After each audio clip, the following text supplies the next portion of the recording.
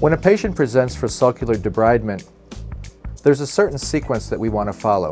If we're going to go from the distal to the mesial of the quadrant, we really don't want to travel from the distal to the mesial of each tooth. We don't want to do this because we're going to end and begin in the same papilla.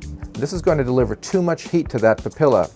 So instead, if we're going to go from distal to mesial in this quadrant, we're going to start on the mesial of the molar and work distally.